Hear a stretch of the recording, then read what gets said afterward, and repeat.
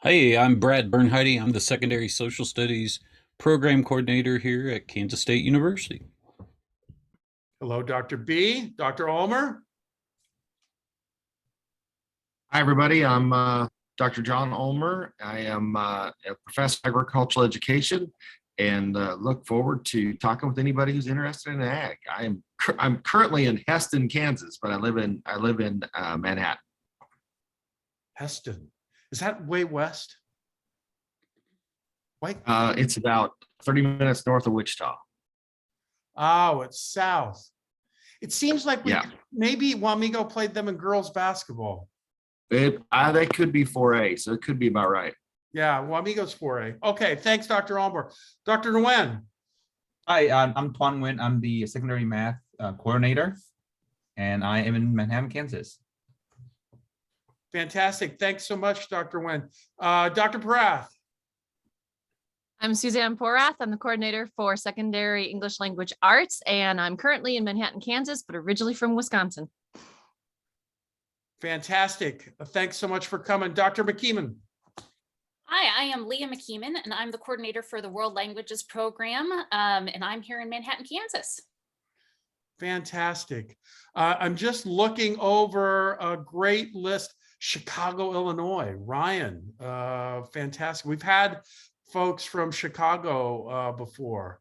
And we've got some Manhattans and some Lawrences and some Lenexes and Jen in Hawaii. Welcome. Haven't we had a Hawaii student before? I think we did one time, elementary student from Hawaii. So welcome everyone.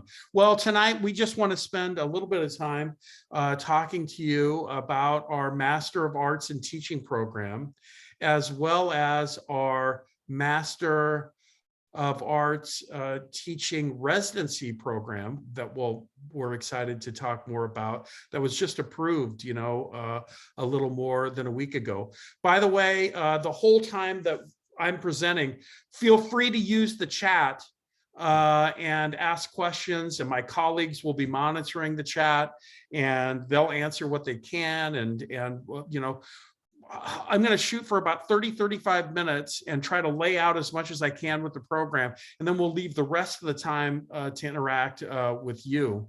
And we'll also give you contact information for all of these program coordinators who are all experts in their field and fantastic and do a great job with our students. And so I want to thank them for logging in tonight and taking time out of their busy schedules to visit with some prospective students. I also want to thank all of you for joining us on again, kind of a blustery evening. So we'll go ahead and get started. I am recording this.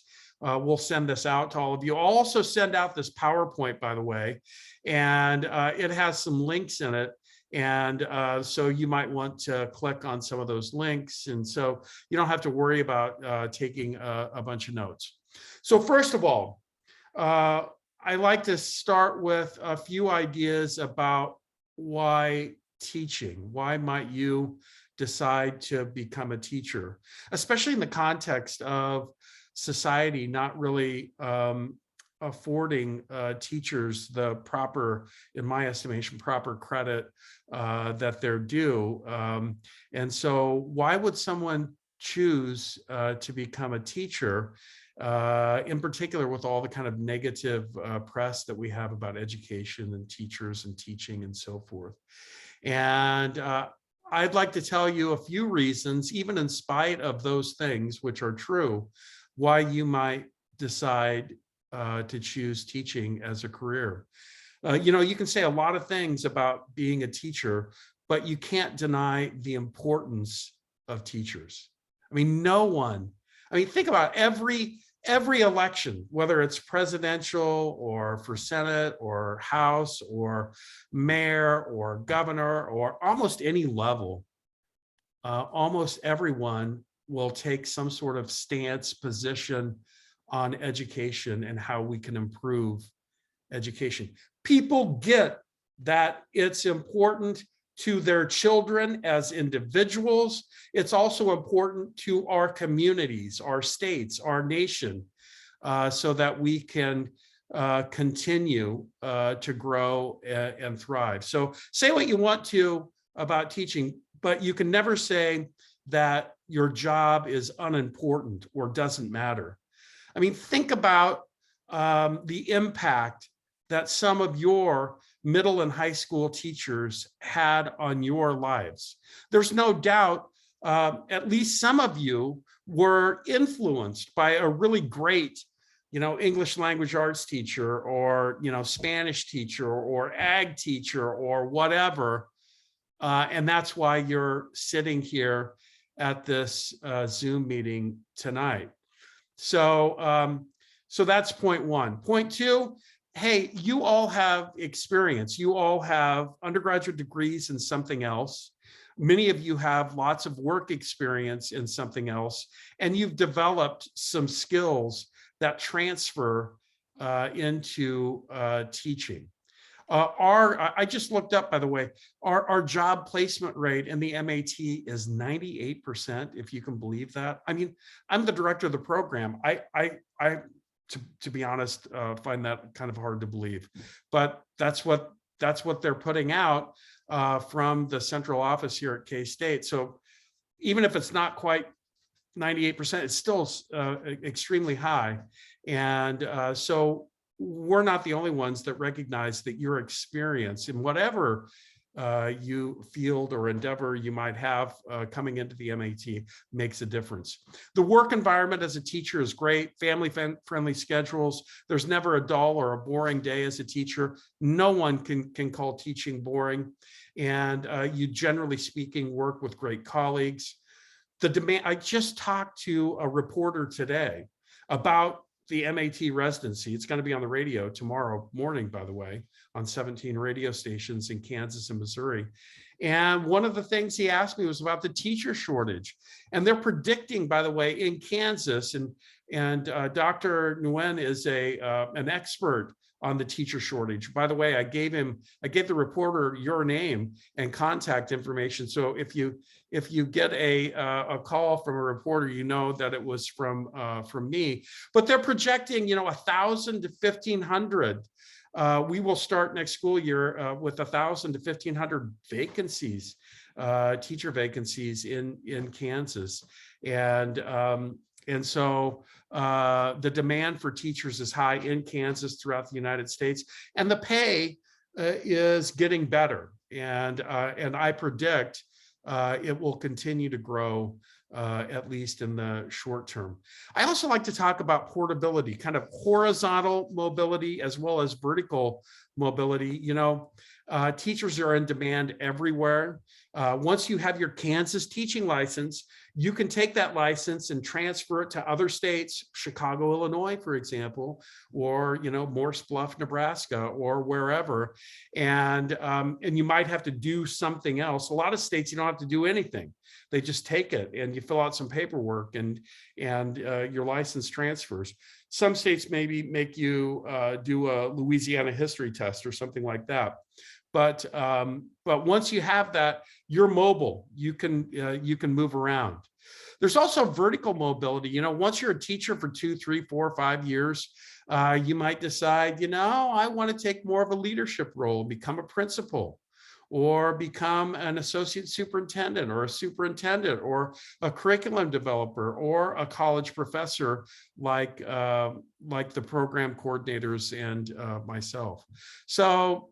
And finally, there's few jobs where you're given, my room when I was a high school civics and government and history teacher. My room was D132.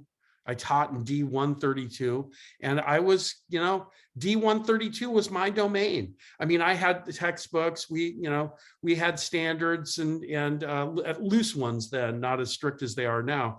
But I still, was kind of the creative genius in D132, and I made judgments and decisions about how best to organize the curriculum for kids in my class. It's one of the things that makes teaching challenging, but it's also one of the things that makes teaching so rewarding and so fun.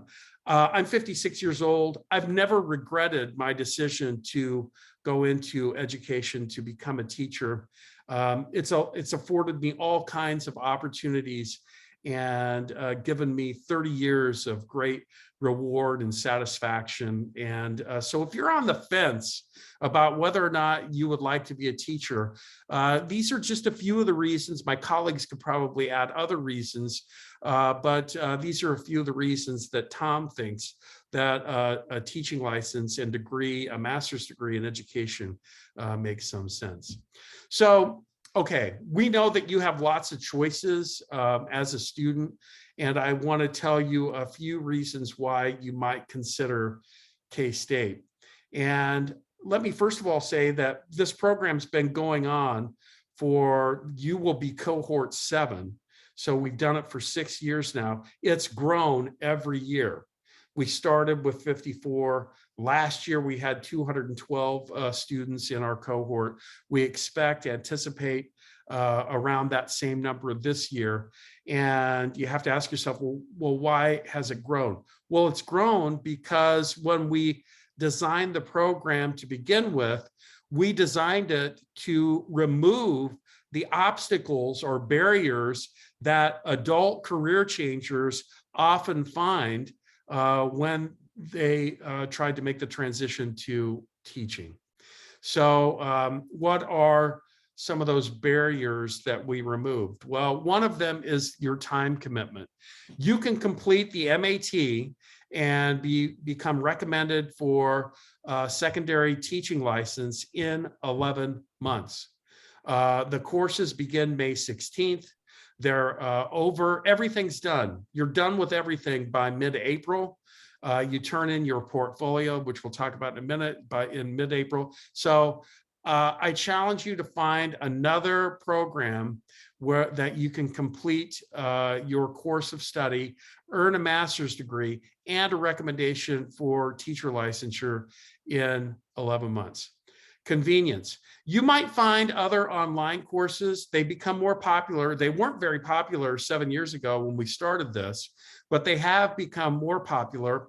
However, many of those online courses also have like a face-to-face component. So you have to go to that school for 2 weeks or something in the summer, or you all have to log on at 7 o'clock on Wednesday nights or whatever. All of our courses are asynchronous. There's no in-person activities, and you student teach in schools that you select. So all of your field experiences are in schools that you select. You select them. We're able to give you your first choice about 95% of the time. You know, you say, I want to teach in, at Abilene High School. And so we call Abilene High School, we make the arrangement for you, and you're off. I should also say that in K-State's MAT, you're in the same classroom with the same set of students, with the same cooperating teacher from the beginning of the program until the end of the program, okay? So, which is nice. Because you get to know all the students' names. You will have taught 3 or 4 times first semester. You know the routines of the school. You'll feel comfortable there. You won't be starting from scratch when you begin your student teaching during second semester. Every MAT student, in addition to being assigned an expert program coordinator, which they're all on the call right now, you'll also be assigned a grad cat, a really veteran master teacher who's also in one of our doctoral programs, who also continues to be a full-time teacher, who will be with you from the beginning of the program to the end. We cap those off. In fact, we just had a meeting. We're capping those off at 5. We capped them off at 5, and we had so many students last year, we had to move some grad cats up to 10, but we think that we'll have enough grad cats this year to just cap them all at 5. So,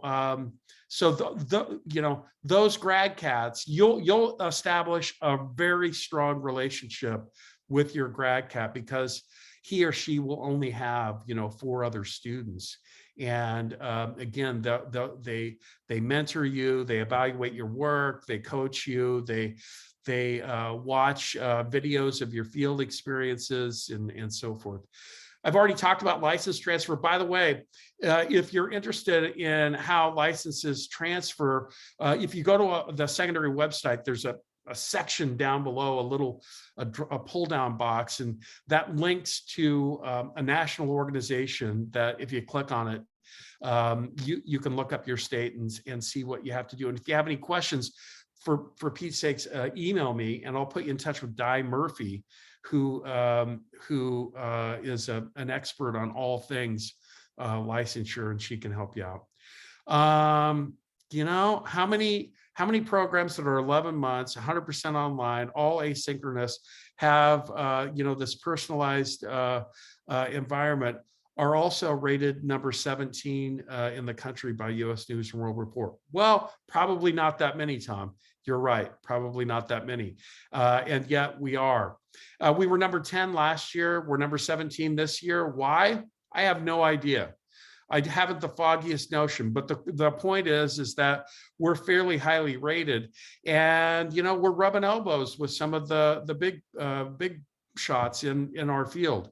And I think part of the rating has nothing to do with the faculty or the amount of resources in the library or that kind of thing, but I really think it has to do with the quality of our students. You know, every year we attract students that from a wide variety of professions, from diverse backgrounds, from, you know, about half of our students are from Kansas, the other half are from outside of Kansas. We, you know, we have people that are teaching in the inner city, we have people that are teaching in rural areas. And we have, you know, this year we have a PhD in physics that was a successful university professor that wanted to become an elementary teacher, and so she's in the MAT program. We've had lawyers, we've, you know, all kinds of different fields in the MAT. The total cost of the program for the regular track is $15,828. For the residency, it's just, you know, add 2 credit hours. So add $1,011.20 to $15,828. That's the total cost for the residency program, because there's 33 credit hours instead of 31. And if you shop that around, again, it's on the lower end. You know, you can get the same thing at the University of Southern California, for example, but their MAT is 2 years, and their MAT costs, you know, $55,000, $56,000, whereas ours costs $15,828. You might find somebody that is a little less than that, but again, they probably don't also have the quality, convenience, time options that we do. And finally, we do have this residency option that I'll talk more about in a second. But just a little more than a week ago, the Kansas State Board of Education approved a program that allows our prospective students, namely you, all of you that are on this Zoom call right now, to go out, find a job, and tell your potential employer, hey, I'm going to do the residency program at KState, and so they can hire you on what's called a restricted license, and then you can, instead of being an 11-month program, your program becomes an 18-month program, and I'll show that to you in just a second. We stretch it out a little bit, but you can be paid the whole time that you're doing, or at least the lion's share of the time that you're doing your program. And there's lots of superintendents, lots of principals who are interested in getting people from their local community to do the MAT residency, in essence, being able to sort of grow their own teacher. So this is the MAT regular track, and you can see you do some summer courses here that sort of get you ready for a fall semester where you're out in the schools You do a teaching practicum for 64 hours. And again, it's a school of your choice for the most part. You also do, a colloquium as well as a methods class during that fall semester. And, the idea is sometimes we make too much out of the distinctions between content and method. And to be a good teacher, you have to have both, really. You've got to know your content if you're going to be a good teacher. Otherwise you're not able to think of great examples, to make great connections, all those kinds of things. But you also have to know something about teaching, how to motivate students and how to make content come to life. And so what we try to do in the secondary courses, and the program coordinators can talk more about this in a moment if they want to, but is to help you learn both the content and the method of teaching, social studies or English language arts or foreign language or ag or mathematics, whatever the case may be. And so in all of those cases, there is a mixture of both content and process, or content and method. And really, you can't talk about one without talking about the other. That's just the way that teaching works. And then you do a January intersession. You do a course or two in the January, a course in the January intersession, and then the spring semester. You do your student teaching or teaching internship in the same classroom, same building, same school that you did your practicum. And that begins the day that the kids report back to school in January, January 3rd or 4th or whatever, and goes on until the first week in April, and then you're done. And also that last semester, you do an action research project. Dr. Clark teaches that class. He does a great job of sort of integrating it into your internship. And then the culminating product, the final project for the MAT program is this teaching and learning portfolio. And again, there's a link and I'll send this out to you, but we tell you about that final project during your orientation before classes even begin. We'll put you in a course, in quotation marks, that is the final project. So you'll know what the final project is from the beginning of the program until you turn it in. So, sometimes you get a bad rap for teaching to the test. I've always thought that was, and some of my colleagues will probably disagree with me on this, but that's okay. We can disagree, but I always thought it was pretty good. As if your test is pretty good, teaching to the test makes a heck of a lot of sense. And so we think our test is pretty good, and which is the teaching and learning portfolio. And so we teach to the test. The whole program is really geared towards and you doing a good job on that final project. So what's the residency? The residency is the same thing, except you're a full-time teacher during all of this. And so we add another summer and another fall semester onto your program.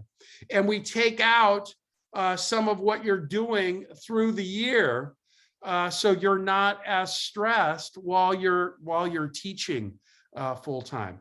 Again, we don't arrange residencies for you. I'll take you to the website and I'll show you what you need to do if you're interested in the residency program. I'm not going to sugarcoat it though, folks.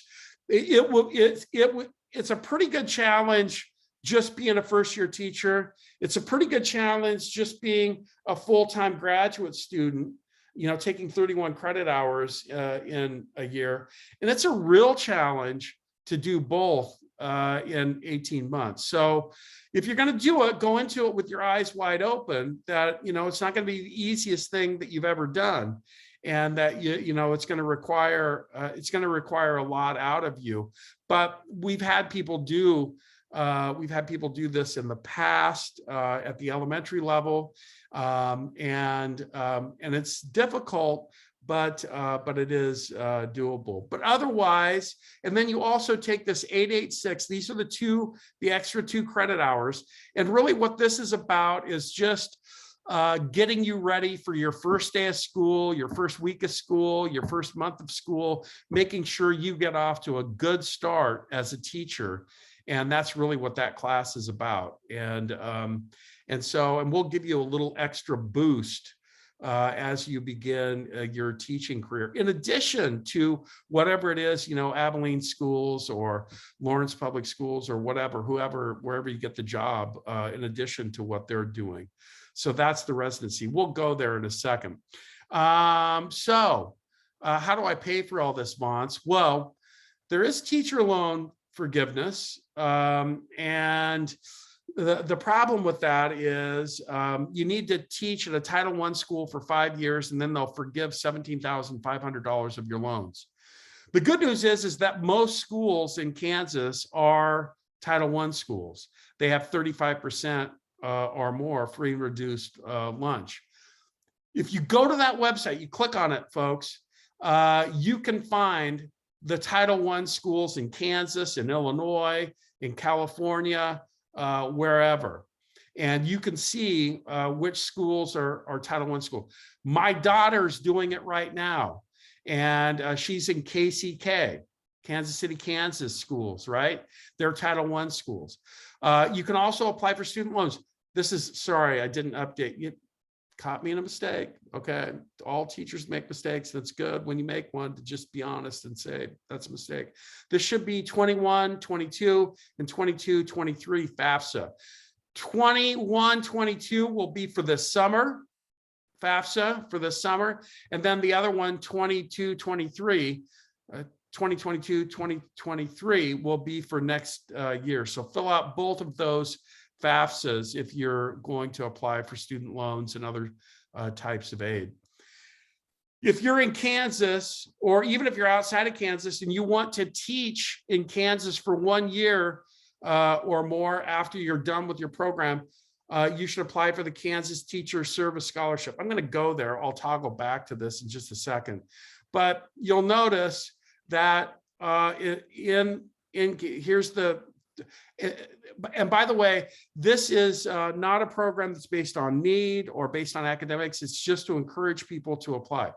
So hard to fill disciplines, and they're guilty of being a little bit behind too, this Kansas Teacher Service Scholarship. This goes for 21, 22 as well. Elementary, which doesn't involve anybody here, but English language arts does, mathematics does. Those are on the hard to fill side. So you say, oh, well, I'm social studies or I'm modern languages, so it must not count for me. Not so fast. If you're willing in any secondary subject area to teach in Topeka, Kansas City, Wichita, or Board of Ed Area 5, which is basically the western 1/3 of Kansas, you can be in any secondary subject. That's a geographic underserved area. Folks, this is free money. My favorite kind of money, free money. And so you should really take advantage of this if you have any intention, especially if you're English or math. And secondly, if you're willing or want to or plan to teach in one of these areas, this is a no-brainer. You really need to do that. So that's the Kansas Teacher Service Scholarship. So if you just did the regular program, it would count for roughly $4,500 of your $15,000. So roughly a third of your program could be paid for by this. I've never heard of anyone not getting it. They've never run out of money that I know of. And if you did the 3-semester program, that would be closer to $7,000 that would come from the state. Closer to half of your program could be paid by the Kansas Teacher Service Scholarship.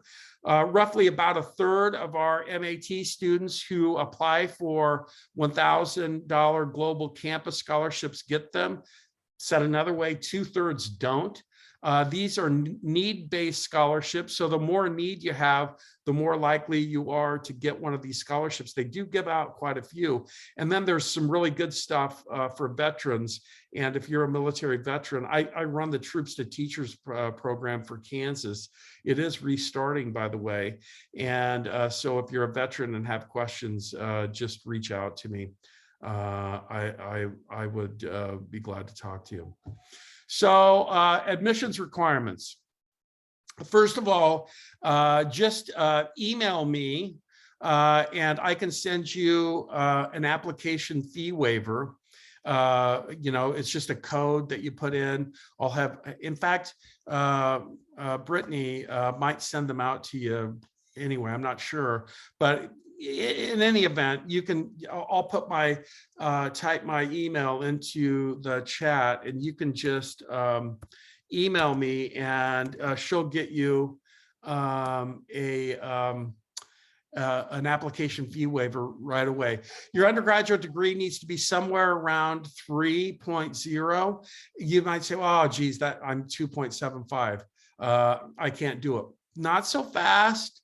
It kind of depends. We can work with you. It kind of depends on how long ago it was. Kind of depends on what your undergraduate degree was in. Kind of depends on why you weren't as successful as you might have otherwise been. Trust me, this is a judgment-free zone. My second semester, I signed up for 16 credit hours. And instead of going to school, I went ice fishing. And the good people at Anheuser-Busch were making a fantastic product that winter.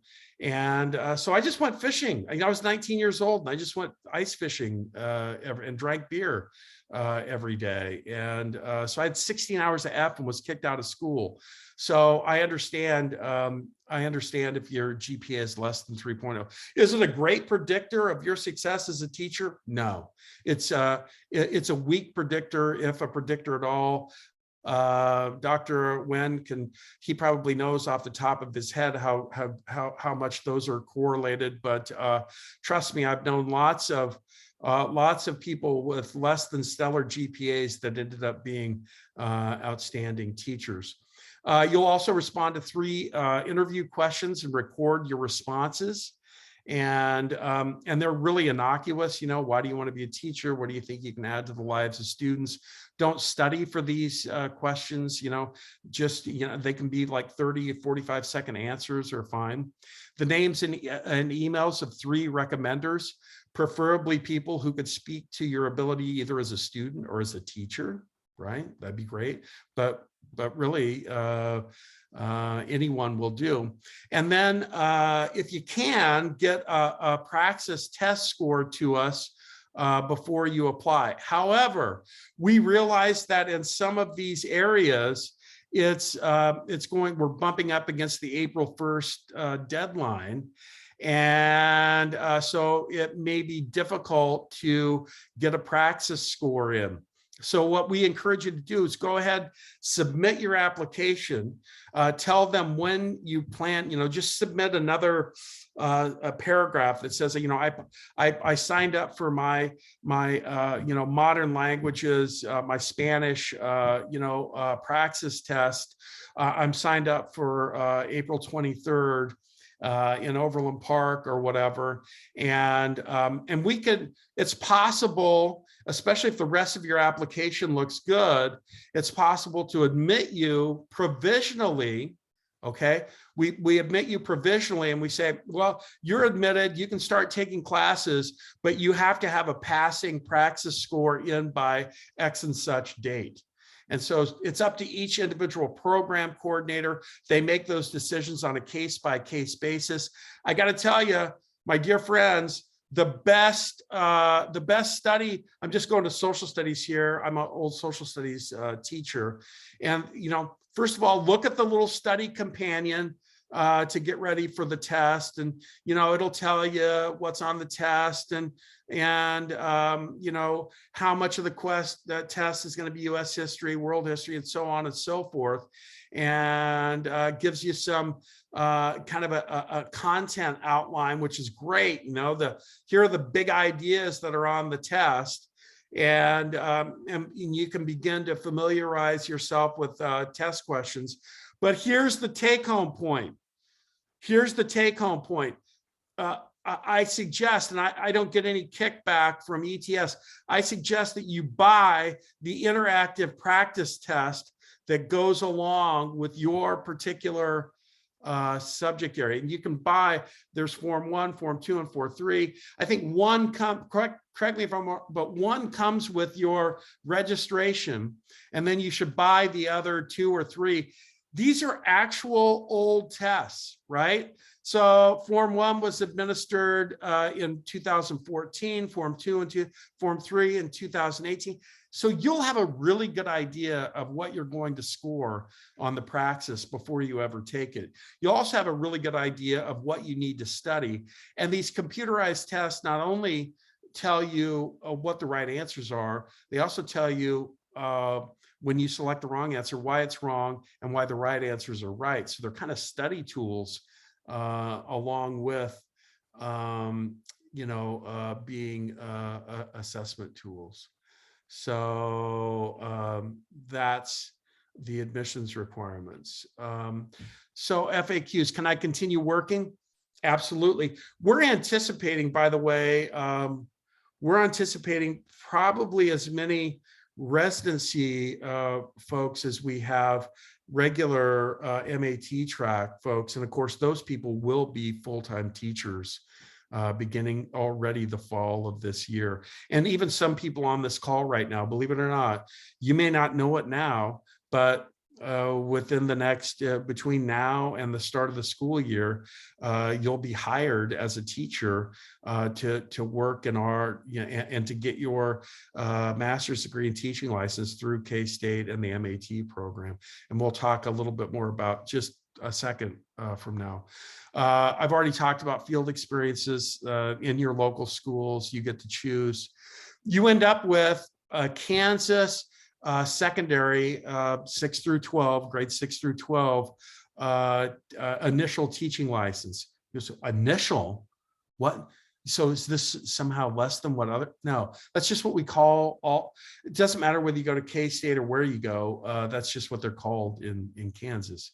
And then after you've been a teacher for a while, what is it? 3 years? 3 years? Then you have tenure, and then you get a full license, not an initial license. You can test into other secondary subject areas. So once you have your, say your mathematics, you're doing the MAT mathematics, you really want to do science. So you get your mathematics teaching license, then you test into whatever science it is that you want to teach. And I've already kind of covered teaching in another state. So I want to go just really quick to our residency and show you, because I know we've received probably 36 questions about the residency since we announced it, less than 10 days ago. So I'm just going to go to secondary education MAT. Then you scroll down here, you go to the residency option, and then here's the steps for how the program works. So the first step is gaining admission into the MAT, and then apply for teaching positions. By the way, that's the single best website to go to look for teaching jobs, Educate Kansas. You can click on that. And then you contact me and say, hey, Vance, I got a teaching position. I'm in the MAT. I'm ready to do the residency. I email back and say, great. And I'll have an email message that tells you with the directions about how to enroll in EDCI 886, which will happen, the first week in August. We'll run it again the first week in September. We know some of you won't be hired until after that course begins. So we'll run it again. And then you'll turn in Form 9 at KSDE and let them know that you're doing the restricted license. And you'll begin your career as a teacher. And by the way, in 886, again, we'll give you extra guidance, supervision, mentorship to help make sure that your first day, first week, first month go as smoothly as they possibly can. So I wanted to show you that. And okay, I went a little more longer than 35 minutes, but not bad. It doesn't look like I've lost very many of you. That's good. And I just want to, again, here is contact information for each one of the secondary coordinators who are on tonight. And Bart, Click, I can tell you right now, that comments like that will get you a long way with old Tom. Dr. Wen may not, he may not fall for those kinds of things. I've been teaching for 30 years. I fall for it every time. Anytime anybody wants to give me a little compliment, Jen, 1,000 bonus points. You begin with 1,000 bonus points. So that's excellent. So questions. Hey, by the way, program coordinators, what have I missed?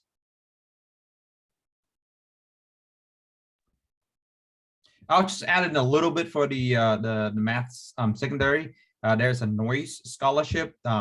This is going to be the last year that you can apply for this, but we're applying for it now. But if you apply, it will be a $10,000 grant in order to that goes towards your tuition. And the agreement is, if you take this scholarship, then you agree to teach 2 years in a high need schools or high need district, which the vast majority of schools in Kansas would qualify.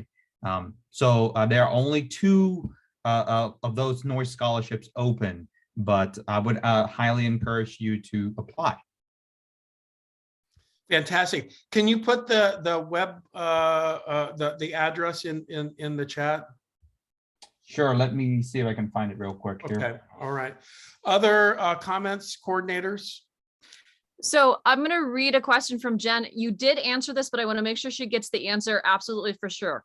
So if we are currently teaching now on a restricted license, would we be eligible for the residency program? The answer is yes. And then you do have one person who is interested in more information about the troops for teachers, but you should probably coordinate with him. That's Jackson, I think I saw. Okay, Jackson. Yes. The Troops to Teachers program, it's currently not running, but it will be running again sometime in the next month, 6 weeks. And so just reach out to me and again, send me an email at or call. By the way, this is my cell phone, and feel free to, if you run into a hiccup, putting your application in. And I would, folks, I would strongly encourage you to get your applications in as soon as you possibly can. For one thing, that Kansas Teacher Service Scholarship, the preferred deadline is, I think we'll look real quick. I think it's April 1st, but they'll give you money after that as well. And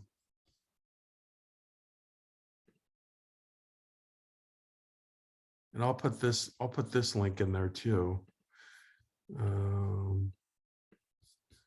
Let's see here. Information. I think the preferred deadline is April 1st. Yeah, priority deadline is April. FAFSA is April 1st, and the priority deadline for the Kansas student aid application is May 1st. So, but still, try to get your applications in as soon as you can. And Jackson Howard and any other military people, you should also know about, Jackson, do you know about the Skills Bridge program? Can you guys unmute yourself, by the way? Can you hear me, sir? Yeah, Jackson, go ahead. Yeah, I can hear you. So I'm aware of it. I'm going to be retiring though, so I think it's probably going to be a little bit different transition period rather than just the average Joe. But that just with the troops to teachers and the GI Bill, I think it'll be a great transition. Sure. Looking forward to it. It sounds great.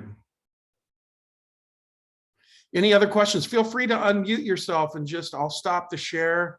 We'll, gee, this is great. What a great turnout. And so feel free to unmute yourself and just fire away. All right, so I've been a substitute teacher for a while, and I'm not sure of any agriculture classes that are offered in the secondary. What kind of a class would I be? Would that entail? Dr. Ulmer.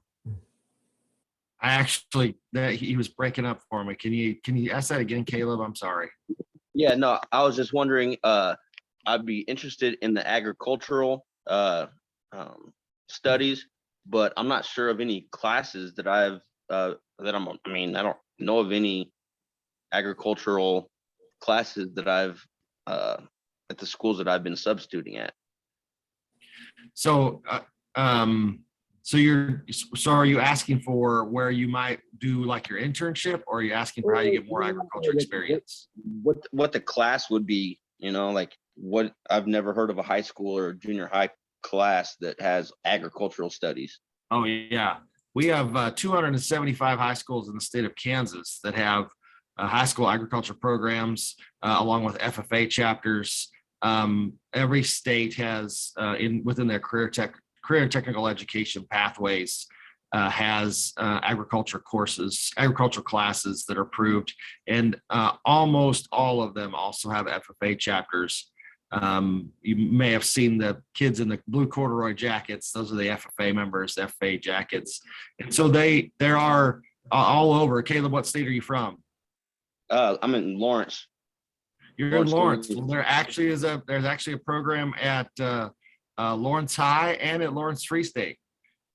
So we actually do have ag programs, and we know the teachers there. Tom, I'm going to take this opportunity to also add a couple of two things that are unique for the agricultural education program.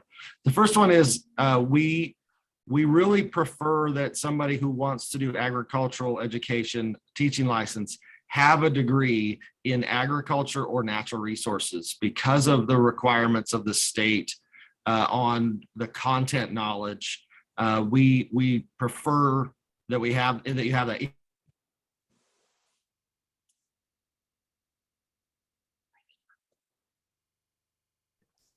The internet, two-page document. the internet connection in Heston is a little weak right now, Dr. Ulmer. All right, sorry about that. It's now telling me it's unstable. The other thing is that agriculture has not been approved for residency. Oh, yeah. Yeah, but maybe in the future, huh? That will take a faculty adjustment. We have such a small faculty who Right. work with first-year teachers, and we see the struggles of first-year ag teachers trying to also be students, that it is not something we recommend. And at this point, we probably will not be doing it, at least for the time being. And Jen and I actually were messaging about that issue. So, Well, great. We at least we have a few potential agriculture education students on the call tonight. So other questions, feel free to unmute yourself, unless you're in the Heston area where the internet connection is very unstable. Otherwise, unmute yourself and fire away. I do have a question. Hello. Yeah, go ahead. I'm Go ahead. sorry. Sarah, You go ahead. Sarah, the floor is yours. Hi. I was just going to ask the same question that Heather just posted in the chat. For the ELA program, do we need to have an English degree as with No, agriculture? You do not need to have an English degree with the ELA, but you should have something that's going to give you the skills you need, because your courses are not content courses, they're method courses. So you come into the program as an adult, we have the assumption that you have pretty good writing skills and understand basic grammar, construction of sentences, things like that, but also a well-rounded understanding of literature. If you look at the praxis test, it'll give you, like Dr. Vaughn showed you, it'll give you that thing. You can look through it. You can look at the questions, the areas. And then you're going to be applying it in your methods courses. So there's a lot of tangential degrees that work really well. Things in like, well, like I said, we've got a lawyer because they do a lot of writing. We have journalists that come in. We've had people who have done general social sciences. So it doesn't have to be specifically English, American literature, that type of thing. I already have a master's degree. Is that going to mess up my ability to fill out the FAFSA and have that be a useful process for me? I don't think so. No, we've had, dozens of students that already have their master's degrees, and there's a lot of people that have more than one master's degree. So Bart, I don't think it'll mess you up for the FAFSA, or, they're going to just kick out your FEC, your or is it EFC, estimated financial family contribution. Is that what it is? I should know this. I have 4 kids that have just gone through school, but it's something like that. And that I don't think the fact that you already have a master's degree weighs into that decision at all. By the way, I should also mention, and folks, secondary program coordinators, I don't know why we've never thought about this before, but teachers are also eligible for the public service, if they're public school teachers, for the public service loan forgiveness program too, which is a longer time horizon. It's 10 years, but you could do, if you have a whole bunch of loans, like, for example, Tom has a whole bunch of loans. And so if I just went on an income contingent payment plan, are you with me? And for every year that you're a public servant, I am a public servant too, by the way. Kansas State University is a public school, public university. So at the end of 10 years, I've made like almost 100 of the 120 qualifying payments. Once you get to 120 qualifying payments, I'm not very far away, less than 3 years. Then whatever is left over is forgiven. I love the idea of being forgiven. It's a great concept. And I love it even more when it's money that I'm forgiven. So it's great. So other questions, please unmute yourself and fire away. I have a question. Carrie, So- you're on. Yes, so I have already, I got a job for next year teaching high school math. I've already been hired. Congratulations. Yes, thank you. And it's been a while since I have done any math, so I still need to brush up on my math skills. So I probably won't take my praxis exam until like November, because I need to study. Would you recommend waiting until next year to get into the program then? Dr. Wayne, this is your, Yeah, so your let me territory. speak to that, Carrie. And that's a great question.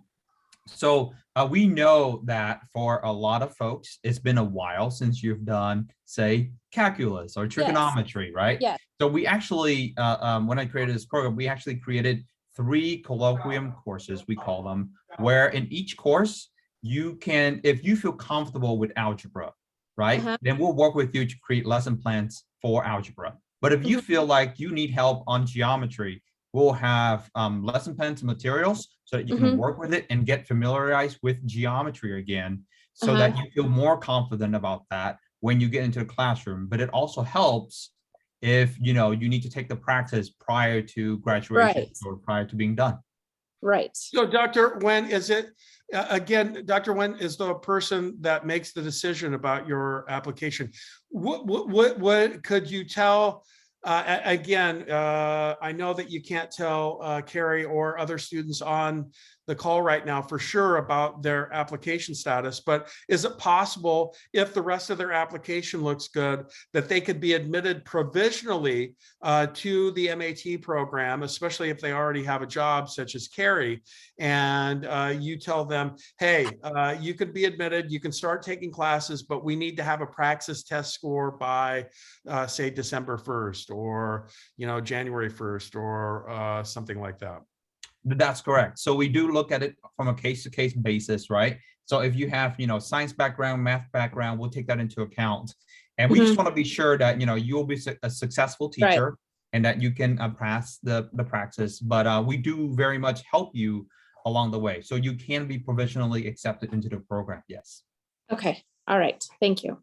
And I think the same thing goes with most of the other subject areas. Am I speaking out of school for anyone about the praxis test score that you would consider them consider a student without a praxis, admitting them provisionally, and making it provisional on a passing praxis score by some date? I'm going to tell you, we do this not for our own satisfaction. To be honest, we do it to protect you, the student. We don't want to be honest with you, we don't want to take your money if you're unable to. It's like immoral, unethical. It violates our teaching, our inner teacher. So we don't want to do that. But by the same token, we don't want to slow you down on your pathway to becoming a teacher. But I think one thing you also have to mention here is that as secondary candidates, you're taking 2 praxises. Yes. Right. Which You is have to- different than the elementary. So one is a content and one is a pedagogy one. And the pedagogy one, you're probably not going to want to take until probably December or January after you've taken your coursework, because that's going to feed into it, where the content stuff is to make sure that you have the knowledge for it. Right. Is there a limit to how many you would accept into the residency, or is it just whoever applies, kind of? Like, do you limit the amount of people? There's no limit. Okay. Okay. No limit. Hey, I'm going to show this to the prospective students, but also to my secondary coordinators. This is that jobs report thing. Can you believe? I mean, it must be true. They couldn't put this on the web if it wasn't true. But if you look at our college education, you look at the level of master's degree, and I suppose this goes to not only the MAT but also the regular track of the master's program. But 96% employed. It seems incredibly high, but it is what it is. And there's the places where people get jobs. So sometimes people want to know about jobs. Sometimes we get questions about, well, gee, if I'm already have a master's degree, does that limit my ability or chances of getting a job? The answer is no, it doesn't at all. I mean, they want to hire, from a principal or a superintendent's perspective, they want to hire somebody that's a problem solver, right? That's mature, responsible, not a problem creator.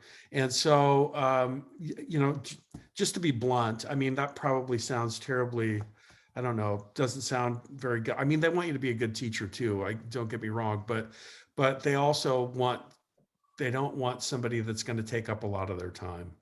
And so being, already having an undergraduate degree, going into teaching with your eyes wide open, all those kinds of things certainly give you a leg up over lots of other candidates. Other questions?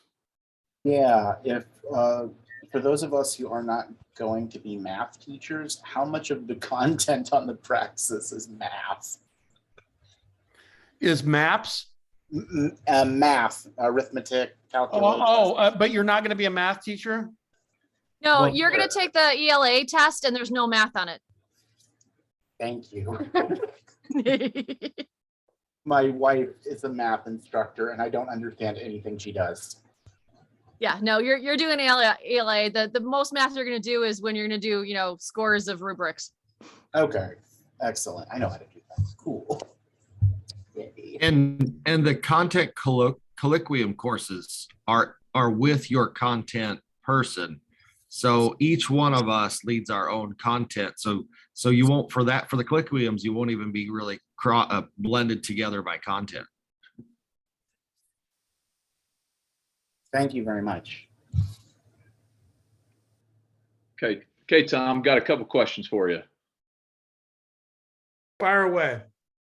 First one, talked with you on the phone. How many bonus points if I don't talk anything bad about Nebraska football?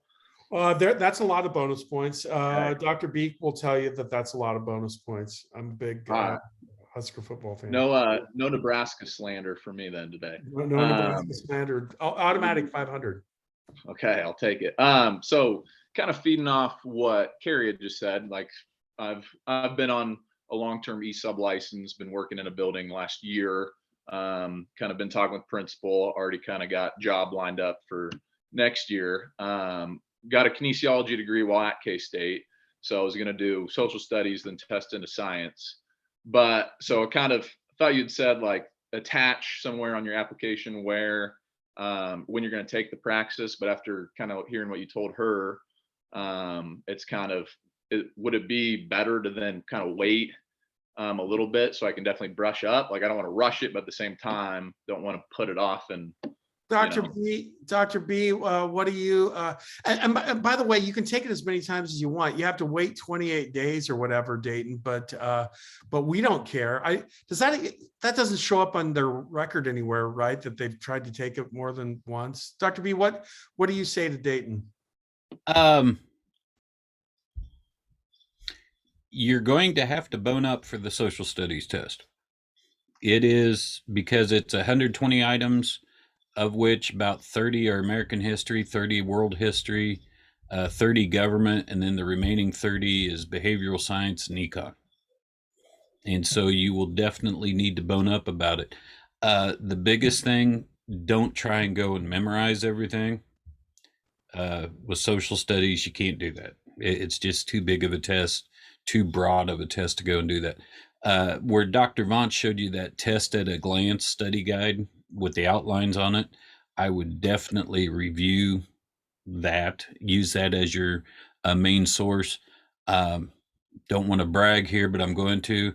I took the Latin content test. That study guide was my study instrument, and that's what I used to get through it. So, and I took the electronic tests that ETS offers with that. I'm going to be probably a little pickier than some folks on getting that test taken and passed before the program, before you get too deep into the program, mainly because of what Dr. Vaughn said. We don't want to take your money, and if you're struggling with that test, we don't want to get you in the program and then you not being able to be a teacher. So that's one of the big things about that. But again, as Tom pointed out, you get that certificate, you can go into any other field and get that science if you can pass that praxis test with it. So that's a big picture with it. So Dayton, do a little study.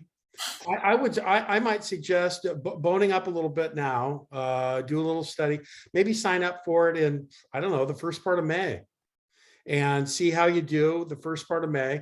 You could, email Dr. B, say, hey, I'm going to go ahead and submit my application. Go ahead and put a little paragraph in there. I've signed up to take the praxis, May 3rd in Lenexa or whatever the case may be. And then, if you don't pass it, if for some reason you don't pass it, just communicate with Dr. B, say, hey, I didn't pass it this time, and he can still admit you provisionally. You can still be making progress towards the degree and all that, and then just sign up for, restudy and sign up for it. Every time you take it too, it's just like the ACT. People say, oh, you can't study for the ACT. wrong. You can. Every time you take it, you get a little bit better at taking the test. And all of my kids took multiple attempts at the ACT and always scored higher, as they were moving on. So so that's what I would suggest, Dayton. But don't let it stand in your way. Okay. And then, yeah, mainly just timeline. Was curious if it was like, hey, you need to get it done, cram, and then, or kind of like, hey, definitely study up, which I mean, I already got the book, so should be good there. You talked about putting it in your application. I got mine open right now. I don't know if I'm missing that. Where do you type that in at? Well, just, you have a couple places where, like where you can submit a resume, or where you can upload your unofficial transcripts. Just include it with one of those two places. Okay, awesome. But don't submit till you get the fee waiver from Dr. Vance. Save yourself the $65. Yeah, save yourself the $65. And I'll just throw this out here, because our undergraduates, they have to take it to get licensed as well. The number of kids that don't review good test taking strategies going into these tests is ridiculous. And I've talked to some of my kids, I mean, bright kids, and I go, you mean you failed that? What did you do the night before the test? What did you do during the test? There's a section in there about good test taking strategies in that study guide. Please review that. Okay, it will help you out immensely. Make sure you're properly hydrated before you take the test. Get a good night's sleep 2 days before the test, because if you get anxious about it at all, you're not going to sleep the night before the test. At least you'll have some sleep built up going into it. And then practice good test taking strategies with it. It sounds like it's an impossible test to pass. It really isn't. Just go through, do a little homework, get prepared for it, and then follow good test taking strategies, and you should be all right. I promise this isn't a loaded question on purpose, but are there places other than ETS that offer this test? No. May I opine? Well, Yeah. on the plus side, ETS is still offering at-home testing too. You got to download all of their stuff and, it locks your thing, but you can do it at home if there's an issue going to a testing site. But ETS is the only one that offers the praxis. And they let you, they make you turn the computer all the way around. I remember that. Yeah. I used to grade for them. I have opinions. Any other questions? Yeah. So I got one more question. Yeah, sure, Caleb. So I need to take if I want to do the social studies, I need to get the praxis test done before April 1st. So in the next week. No, you don't have to. Dr. Bernheide? I give you a little bit of extension on that. As a matter of fact, you apply for the program and you say, I'm scheduled to take it. I don't have it in there by now. We can approve you provisionally. And I'll put in there, hey, you need to have test score taken by such and such a time.